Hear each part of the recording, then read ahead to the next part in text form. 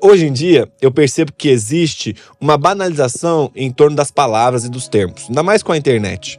Eu costumo falar que houve um fenômeno no Brasil muito grande, que a comunicação chegou antes da educação. Então a gente tem muita coisa para falar, mas não somos tão educados para lidar com as coisas que são faladas e nem da forma de falar. Sim. Então, na internet hoje, qualquer equívoco interpretativo, qualquer erro mesmo na interpretação do texto, a pessoa é tida como um herege. E a palavra herege, ela vem carregada historicamente de um peso muito grande quando nós falamos de herege. Nós vemos homens que debateram com enormes teólogos da fé cristã e meio que de igual para igual em relação a, lógico, o entendimento incorreto das escrituras, mas querendo ou não, estavam dialogando com mentes que hoje nós estudamos e contemplamos o conhecimento que esses homens tinham. Dentro do mundo online, no nosso contexto brasileiro, Saulo, como que você enxerga, então, esse movimento de encontrar heresia em todas as coisas? Como que a gente consegue dividir entre, cara, isso aqui é um equívoco interpretativo, a pessoa interpretou errado, e isso aqui é uma heresia? Como que eu identifico um herege e como que eu identifico um erro teológico ou um erro interpretativo? Perfeito. Primeira coisa, essa carta que você puxou sobre a educação, ela é fantástica. Um dos principais xingamentos que a gente tem dentro da escola teológica, quando alguém quer xingar o outro, dos teólogos, piadinha de teólogo, chama de pelagiano. Ô seu pelagiano, não sei o quê, sai Pelágio, não sei o quê. É um xingamento, entendeu? Porque Pelágio foi tido como um herege na história da igreja, era um homem que pregava, a grosso modo, vamos falar assim, salvação pelas obras, que acreditava, que negava a depravação humana, que acreditava. Aí todo mundo disse que o arminiano é pelagiano. Gente, vai estudar, tá bom? Quem acha que Armínio pregava o que Pelágio pregava, então você vai estudar. Então, porque realmente não tem nada a ver com isso. Mas era legal porque Pelágio teve debates acalorados com o de Hipona, Agostinho. Agostinho de Hipona e Pelágio sempre discutiam por meio de notas, das suas cartas, dos seus... esqueci até o nome que era dado, mas enfim. Seus tratados. Os tratados deles, né? E a expressão que Armínio usava para Pelágio... Agostinho. Ou que Agostinho usava para Pelágio era assim diz... Ou, quando ele ia criticar eles, assim diz o santo monge bretão. Enquanto a gente toma o nome do cara hoje como... Um xingamento. Palavrão. Um palavrão. Ah, vai combater esse safado, esse tal desse pelagiano. Agostinho conseguia discordar dele, mas discordar com muita força, com muita veemência, mas sempre tratando ele como o santo monge bretão. É engraçado, porque parece que ele tem a consciência, assim, por mais que ele pra mim pareça joio, eu não tenho a condição de fazer a ceifa.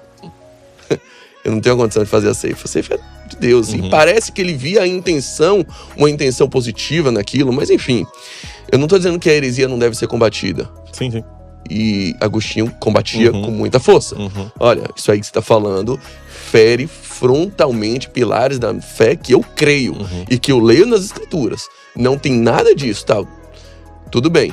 Mas, para mim, você continua sendo um homem santo. Eu continuo te vendo assim e continuo te tratando assim. Essa era uma pegada muito legal. E assim, eu fui criado dentro da igreja, nasci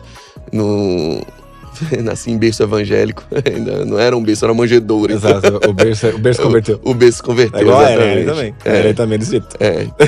Era um cesto de Moisés, que é o berço evangélico, né? Mas, criado na igreja, e a gente sempre tinha um lema, que quem foi criado na igreja não aprendeu a xingar. Que você foi criado, eu vou dar um palavrão agora, poxa, sabe? Exato. É o máximo que eu conseguia falar. Atribulado. Atribulado. E aí, pronto. Como a gente não pôde xingar a vida toda, não conseguiu botar pra fora, mas a maldade do coração sempre estava aqui, a gente arruma os palavrões possíveis pro crente, como se fizesse alguma diferença. Ao invés de eu chamar o cara de filho de não sei do que, eu chamo de herege. Exato. O sentimento é o mesmo, que daqui é a mesma coisa. Eu tô jogando pra fora, mas eu só mudo a palavrinha que eu queria te chamar, na verdade, de outra coisa. Mas, aí, como eu não posso isso, o palavrão preferido de todo crente hoje é chamar de herege. Exato. Todo mundo que discorda de mim é herege. Meu Deus. Aí a pessoa me pergunta assim, como é que eu diferencio um erro teológico de uma heresia? Tem uma regra simples. Se foi cometido por um amigo meu, é erro teológico. Se foi por uma pessoa que eu não gosto, é heresia. É licença poética. A gente briga aqui, licença poética. Exatamente. A licença poética. Primeiro lugar, agora falando sério. Na verdade, eu tô falando sério desde que eu sentei aqui, né? A heresia, ela não pode ser acidental. A palavra heresia, no grego, airesis, que é um partido. A ideia é partido, uma escolha dissociada de um grupo. Quando você faz um partido, ou seja, você toma uma parte, você está fora daquele ambiente, você tem uma heresia, uma escolha dissociada de um grupo. Então, ela não pode ser um acidente. Não pode ser uma expressão mal colocada. Às vezes o cara não pensa isso, mas ele falou aquela expressão ali no meio da pregação, estava empolgado, não prestou atenção, não articulou bem o discurso e falou. Então, essa fala mal colocada, ela não pode ser uma heresia. Ponto. Segundo lugar, a heresia é sempre do lado de dentro. Uma fala de alguém do lado de fora, o presidente da República, não declaradamente evangélico, fala uma bobagem, ele não é um herege, ele é simplesmente um pagão. Um herege, ele tem que estar dentro, tomando um partido para fora. Então a heresia, ela é cometida a partir de um lugar, desculpa usar essa expressão, de um lugar de fala de quem está dentro. Então a heresia é cometida por um cristão.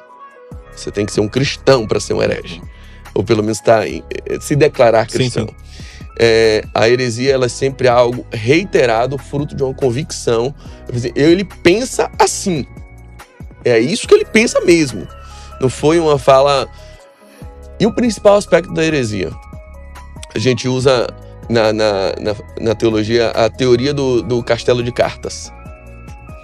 Teoria do castelo de cartas. As cartas colocadas assim, você tem o maior trabalho para fazer aquele castelinho, uma sobre a outra. Aí tem aquela carta que se você tira, cai tudo. Ponto. Isso é heresia.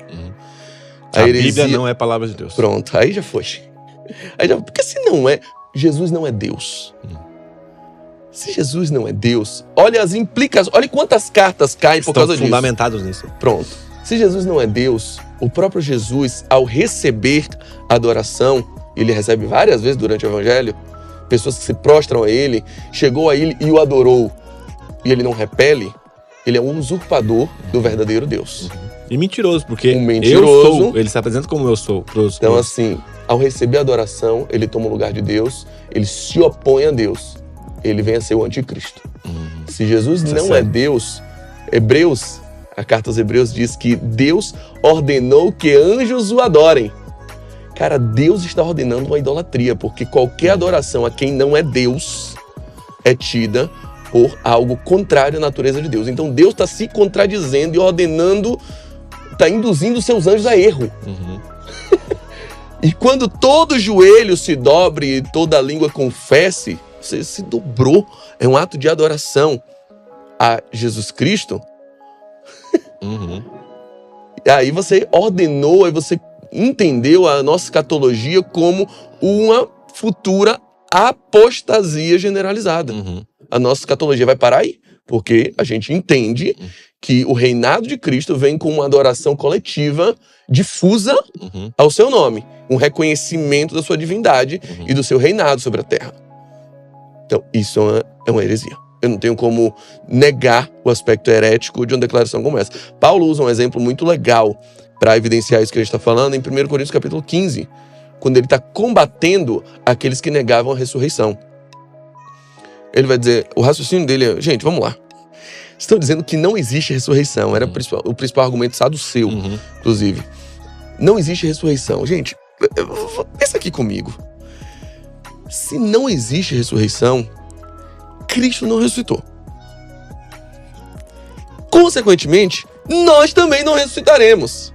E, aliás, aqueles que se batizam pelos mortos estão fazendo isso ao léu. E, para mim, a melhor ideia do que se batizam pelos mortos é o que se batizam através do testemunho daqueles que morriam. Ou seja, por causa dos mortos, nas arenas, nas fogueiras, nas perseguições, por causa deles, eu tenho esse testemunho e resolvo me batizar também. Mas se eu estou fazendo isso na expectativa de que eu ressuscitarei com Cristo e a ressurreição é uma fábula, eu estou perdendo minha vida à toa. Paulo está dizendo e conclui. Se essa palavrinha, se essa cartinha aqui for verdadeira, a fé inteira é vã. Ou seja, o castelo todo desaba.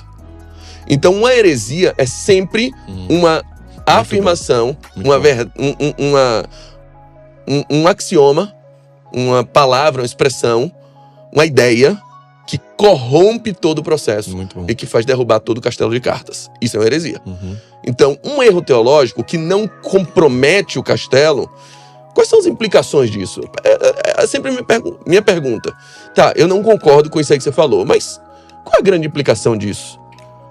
Tá, Jesus nasceu numa manjedoura, ou num estábulo, num lugar de cavalo, ou num lugar de colocar bebê. Tá bom.